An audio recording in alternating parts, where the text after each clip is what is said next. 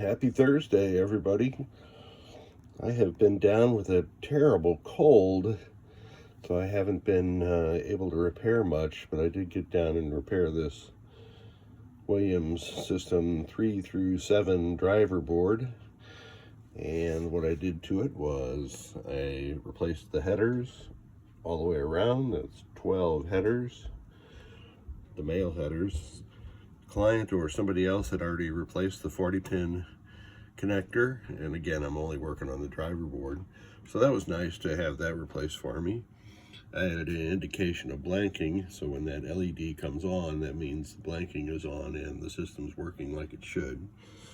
It did have two failed coil circuits, the ones with the gold stripes on top. One was locked on and one would never come on. And it did have two failed switch columns. And when I got to looking at the upper two chips with gold stripes on them, those are 7406s. Both of them had rotting chip legs, so I replaced both of them with, and used a good quality 14-pin dual wipe socket.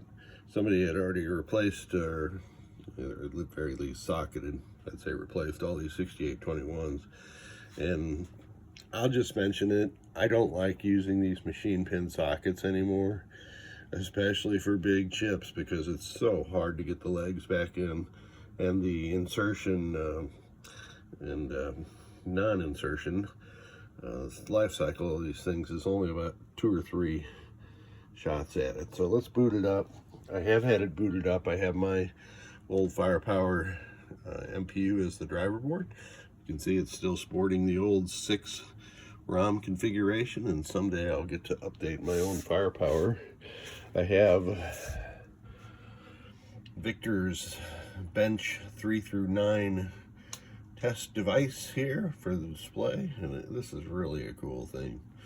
So once again, hats off to Mr. Victor Tan, aka Dumbass, on pin side.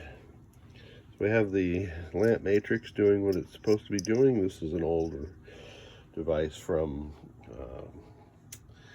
Siegecraft, yeah, a long time ago.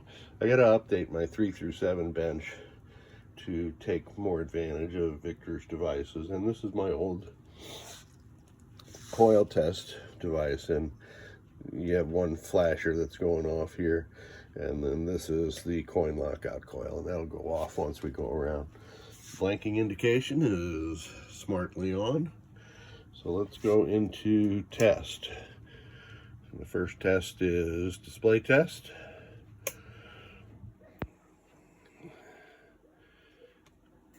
Turn off the lights. Now all this data is coming from the MPU, and I know my MPU is working, so not a surprise that that's all working. The next test is lamp test. Again, it looks a little squirrely on the video, but I assure you those are working perfectly. And the next test is coil test. And while that's going on, I will attach my special solenoid testing doodad. So you saw that coin lockout coil go off, and you saw all the special solenoids operate also. So I've got my special Williams sound and solenoid tester doodad, and once this finishes driving the special solenoids from the CPU, I'll go through them from the switches. 3, 4, 5, 6. So that simulates the switch-driven function of the driver board coil special solenoid section. And the next test is switch test. And for that, I get to use my Pinitek switch tester. And I will go through column 1.